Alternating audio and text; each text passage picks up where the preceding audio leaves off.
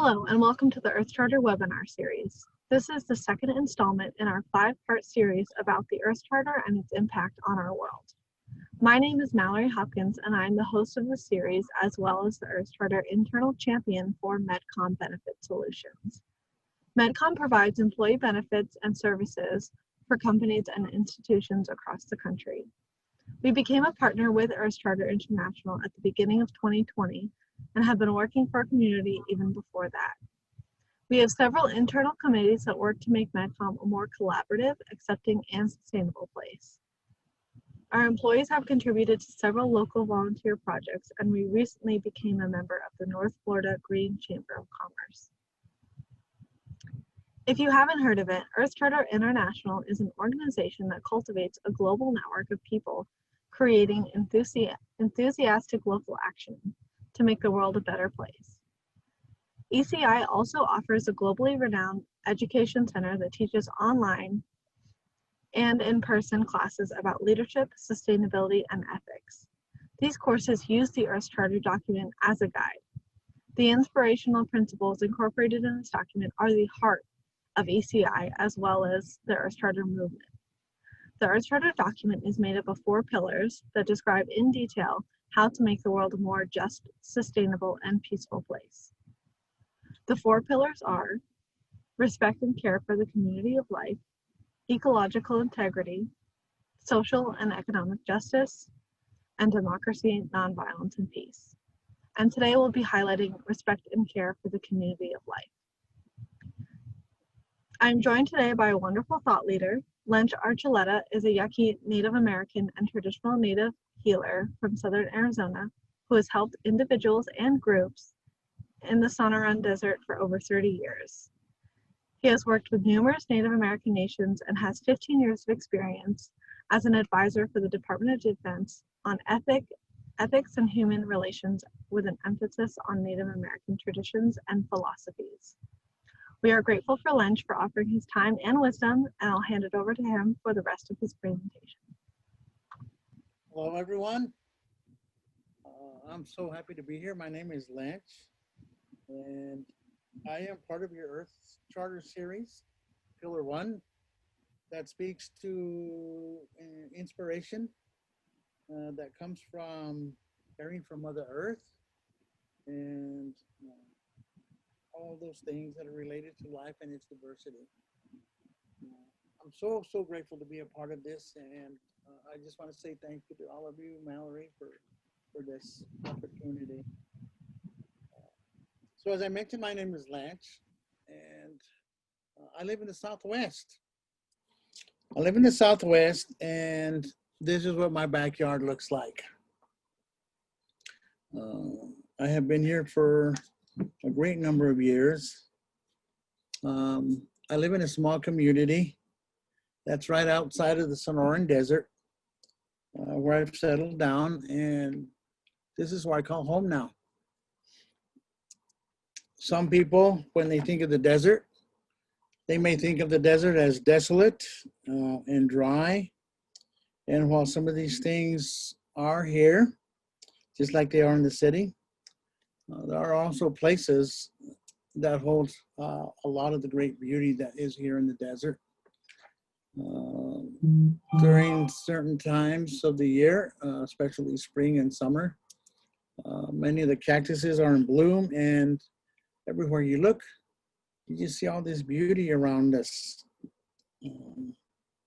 There's also saguaros, the grandfather saguaros as we call them. The national plant for Arizona is a saguaro, and as you can see, they have these arms on them, and we hold these grandfather saguaros in great reverence out here in the desert. A lot of people don't know this, but it takes as much as 75 years before they even grow their first arm. So when you see one of these elders, as we call them, that has many arms like this, you know that you're standing in front of an ancient being that holds great wisdom. And so sometimes we'll spend hours in the desert communing with these great wisdom keepers. And the way they proliferate is They have these pods that open up, and they may have 1 million seeds in one of these pods, and yet out of those 1 million seeds, maybe one will make it. So makes them even more and more amazing when you see one with many, many arms. Also, what you'll find in the desert is that there's places, certain places in the desert that hold incredible mystery. When we see these things, we are also filled with the same mystery. We know for a fact that many of the great mystics and teachers and sages and medicine men and medicine women would come to the desert to be alone, to be purified, to be cleansed. People like Jesus, Moses, Gandhi, Muhammad, even though they could have gone anywhere, they would come to the desert. And there's a reason they came to the desert, because there's a very powerful energy that lives here. And it's very powerful in helping us to be centered and find our way. And this appealed to me very, very much. So the desert became my teaching ground. It's the place where I go to be inspired, and it's the place that I spend with people when they come out here. So I have been working with people and bringing them into the desert for over 30 years now. As you can see, we get people from all over the world, from all different places, young and old alike. Here we have a group, a family that came out and wanted to learn how to make medicine wheels. They wanted to learn how to make dream catchers.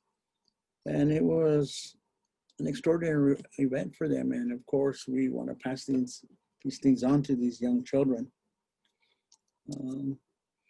We have people that come from different parts of the world, from Denmark, from places far, far away, places that we'll probably never get a chance to visit, from India and Yugoslavia and other places like that. So I'm very fortunate in the fact that I get to spend time with these extraordinary folks. Because I'm Yaqui, I teach mostly the Yaqui traditions. So during the time that I've been teaching this wisdom to others, and of the many, many travelers that I had that have come from all over the world, I one day had a phone call from a gentleman that was one of these travelers, and we spent some time on the phone, and he said that he wanted to make a drum. I want to make a drum with my own hands, he said, and that really appealed to me, because one of the things that's important to us as Native and Indigenous people is making things with our own hands, things that come from the earth. And I agreed that I would help this young man make his drum. And this man was Michael Bracken. Spent some time with Michael when we made his drum, and we have since become good friends.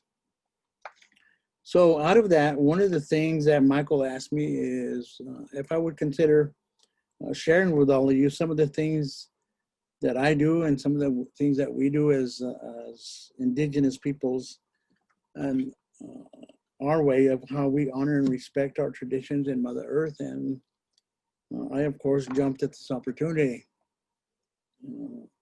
I am beyond grateful to Michael for asking me to be a part of this. And so one of the things Michael did is he provided me a copy of your Earth Charter. And I have to tell you, when I was reading this, I was absolutely floored. I could not believe that somebody else, especially an organization, was so dedicated to doing the kinds of things that we live and breathe about. I want to call your attention to a particular, like I said, he showed me the entire thing, the expanded pillar and different parts of it, but one of the parts that really grabbed me was this one here.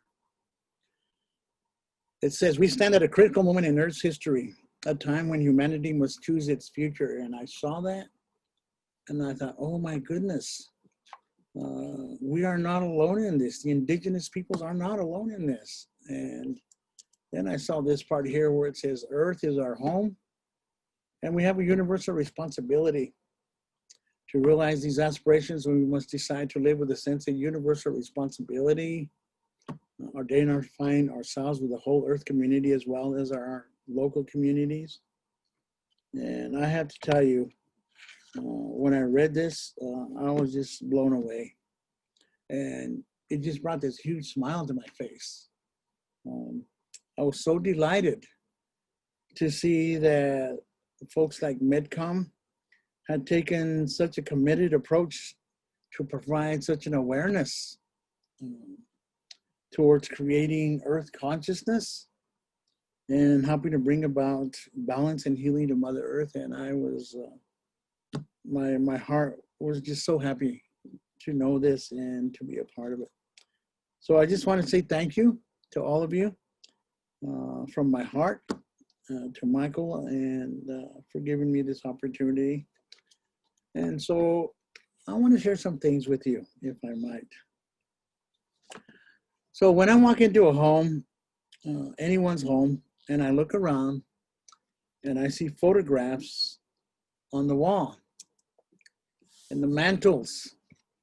And if you think about it, everyone carries photographs with them. They, you know, we carry them in our wallets, in our purses, especially on cell phones. You see people on their cell phones all the time, and I also see where they're sharing images of their families, their loved ones, their pets, and people that we care about. And so why do we do that? Well, the reason we do that is because this is our way of showing what the things that are out there that we care about, things that we love.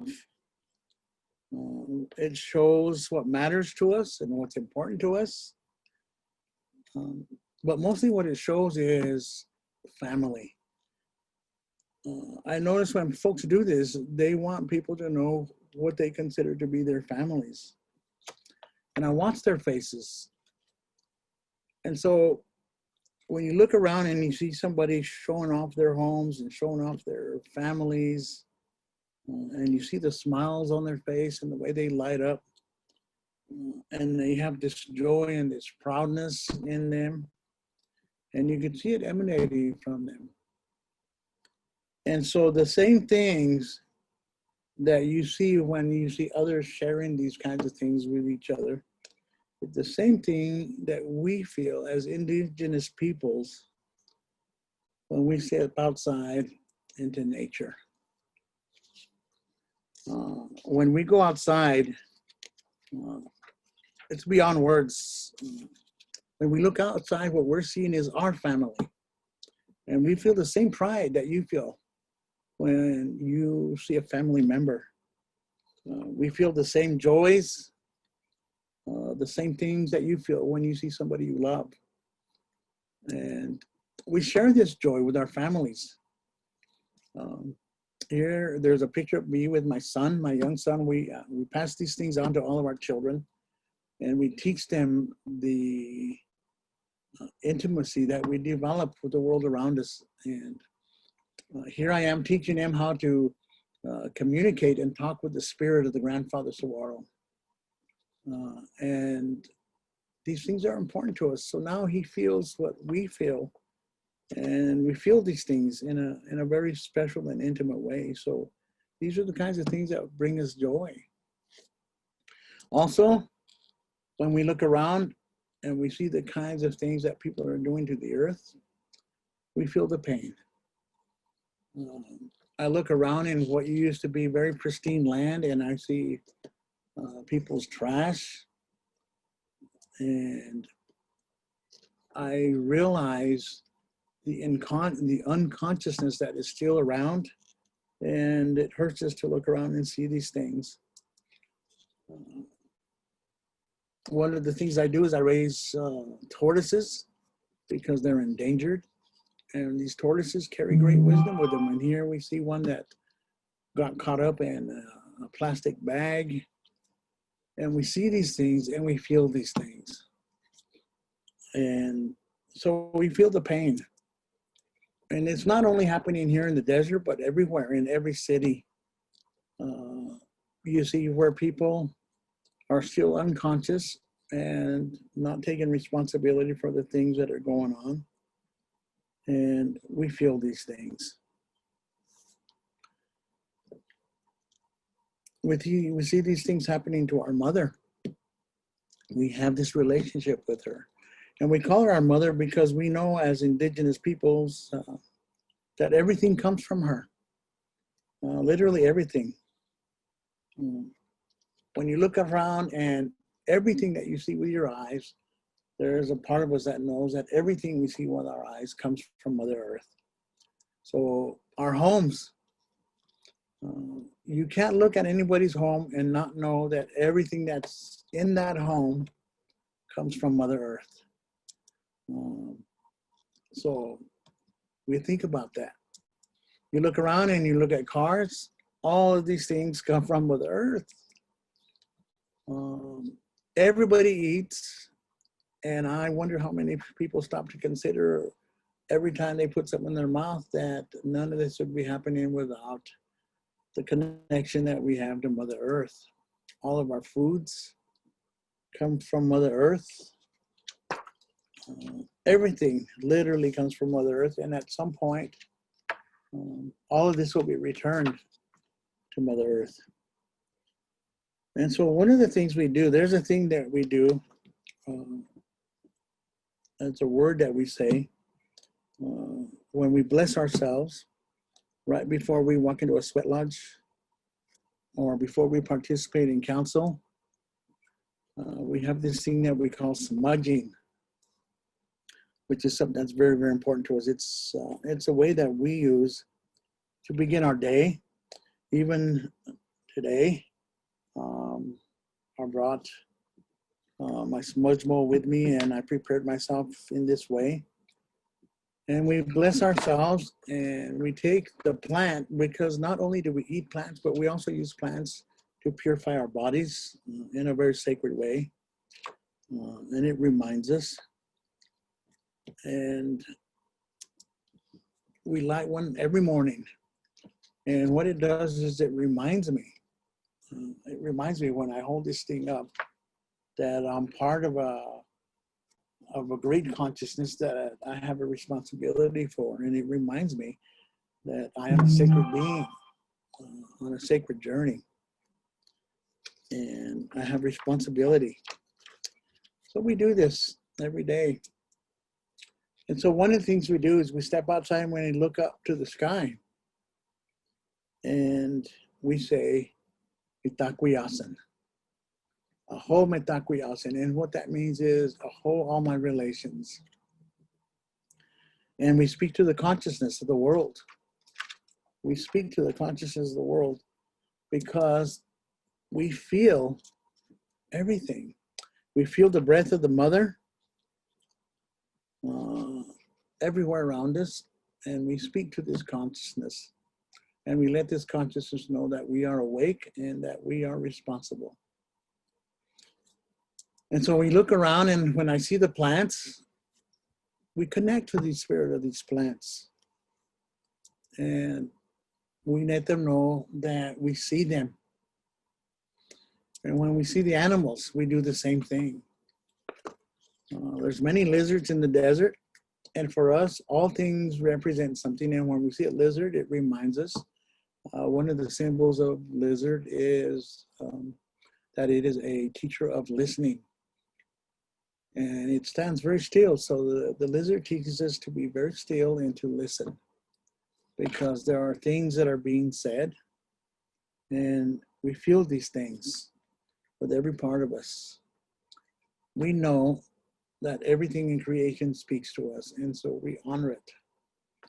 And we honor the rising sun, and we honor the setting sun. And even the elements. All of these things speak to us, and it reminds us that nothing happens because we're all connected, and we're part of all this, and it reminds us on a daily basis of the incredible responsibility that we have as human beings. So in our tradition, one of the things that we do when we need advice or guidance, we will go to a medicine man or a medicine woman. And we go to them because they help us to see things in a different way. And I want to share something with you real quick, what medicine means for us, because it probably means something different for you. So when we say medicine, for us, medicine means anything that helps our spirit to grow or to see things differently, to become stronger. But mostly what it does is it helps us to become more clear and to see things with clarity. In other words, the medicine man and the medicine women would teach us to see things in a way where we saw that there was healing that was happening. There was some kind of lesson that was being shown to us. And they would help us to see these things. They would remind us that not only are we surrounded by a great mystery, but that we were also a great mystery ourselves, and that things were being revealed to us and were not, we would not understand what they were showing us unless we had the clarity to be able to see these things and understand what they were showing us. So sometimes we would go to our grandfathers. When I was growing up, I spent as much time with my grandfather as I could because I simply could not get enough of him. In our tradition, the elders are held in great reverence, and we have great respect for them. And he would share medicine stories with me. And so one day I asked him, Grandfather, why is the world the way that it is? Why is there so much suffering and conflict? And he looked at me like he often did in that grandfather way of his. And he would say, walk with me, which I always looked forward to. And we walked outside and he says, remember a time when you were near a pond or a lake and you took a rock and you threw it into the lake or a pond and you watched it create these ripples? And of course, it took me back to those days, and I'm sure everyone has done that at some point. And he says, so you watch these ripples, and you would see that they'd become bigger and bigger until it went all the way out to the edge of the pond or the edge of the lake. And it reached every part of that lake.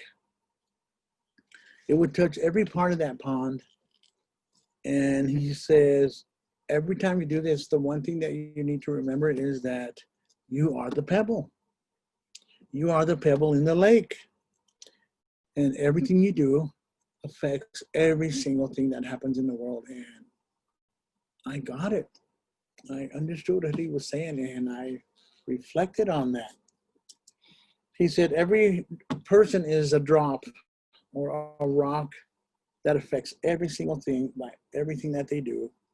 And whether you realize it or not, you have an impact. We have an impact on everything that happens on this planet, around us, and with everyone. And we need to be very conscious in order to understand the depth of that powerful, powerful lesson. And so we're walking along, and then all of a sudden he points down. And he says, look. And he pointed to an anthill. And I said, I don't understand, Grandfather. And then he said, look again. And I looked down, and he says, you will notice that an ant will never pass another ant without touching it. And I thought about that, and I watched for a while, and I saw that indeed this was true. An ant does not pass another ant without touching it. And I remembered that out here in the desert, they have what they call fire ants. And we have a rainy season, and in the rainy season, we get so much rain in the desert, and there's no drainage. So one of the things that happens is that everything becomes flooded. And so you'll be walking out in the desert, and you'll see these large clusters of ants just floating along in the water. And they're all grabbed onto each other, and I think to myself, wow. And I wonder, how did they know to do this? How did that happen? So an ant walking along by itself, when the water started coming, did they realize they saw one struggling and they went over and helped it and grabbed onto it and they grabbed onto each other? And or do they somehow know instinctively that if we're to survive as a species, as a peoples, the only way we're going to be able to do that is we need to be connected. We need to connect. And he reminded me of these things, and he says, the reason the conflict happens, the reason the struggle happens is because we have forgotten the ant dance. And he looked at me and he says, we need to bring back the ant dance. And I was just so touched by that, and I've never forgotten it. I have some ants in my front yard, and I feed them every day. And they remind me that we as a peoples, because we are the ant people as well, that we need to connect as a peoples and a community and a family, because if we don't connect, we don't know who we are. And when you don't know who someone is, you become more scattered, more disconnected, and more distant. And we start to wonder about each other, and distrust starts to happen, and anxiety starts to happen. And pretty soon, before you know it, we're living imbalanced lives. And so we need to bring back the ant dance. So we need to find creative ways to connect so that we can bring the tribes together again, because we're all one large human tribe. And we need each other to bring balance into Mother Earth, and to bring balance to ourselves, and to bring our spirits together and become stronger in all the things that we do. So you can see that we live in a very special time today. And so it brings a big smile to me when I think about what Medcom is doing. And I thought, wow. Because what's happening is that Medcom is creating an ant dance in its own special way. They're trailblazing. You guys are trailblazers. And that just makes me smile so much inside when I think about the healing that you're bringing about. And not only is it going to help people to heal individually as individuals, but that's also is going to be great healing that comes to Mother Earth. So anyway, when I was growing up, I used to watch some TV, and there was a gentleman that was on there who by the name of Jacques Cousteau. And he would show things about the ocean and stuff, and then he would remind us. And he showed this one time. He said that we have forgotten that we have only one planet. And he would show us ways and remind us of the importance that we have as individuals to actively participate in the healing that needs to happen on Mother Earth.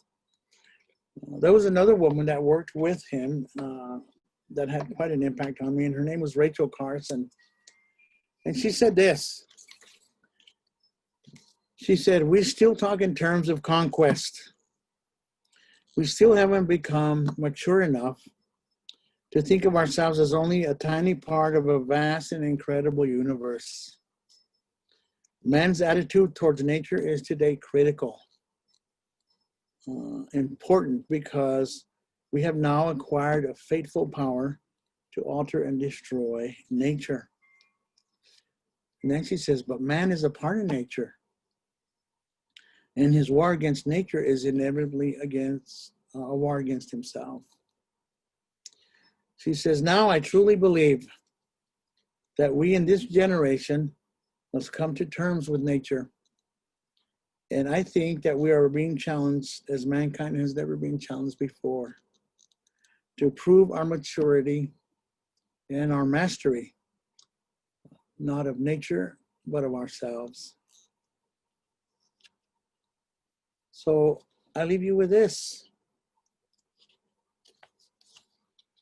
For centuries, we've lived as if our fate were separate from the fate of the earth.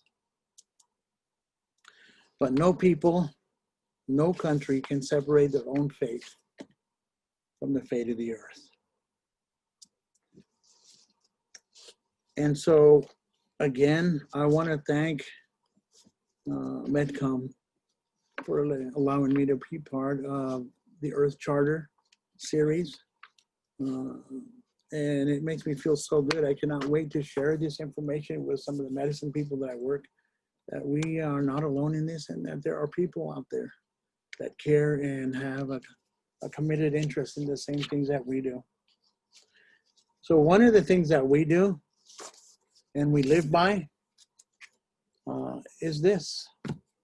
We know that balance can only come to us if we commit to becoming sensitive and becoming intimate with everything around us. And we know that everything we do and think and feel has an impact on our spirit and on the planet.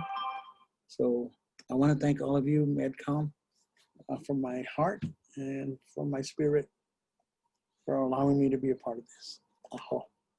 Thank you very much. Thank you so much, Lench. That was wonderful. And thank you to everyone who has attended this webinar today. Stay tuned for the rest of the series, where we'll have more global experts break down each pillar of the Earth Charter. If you're ready to get involved with ECI, whether it's through a class, a partnership, or you just want to learn more, feel free to email me at the email on your screen, which is earthcharter@medcombenefits.com. Again, that's earthcharter@medcombenefits.com. Thank you again. I hope everyone has a great day and stay safe.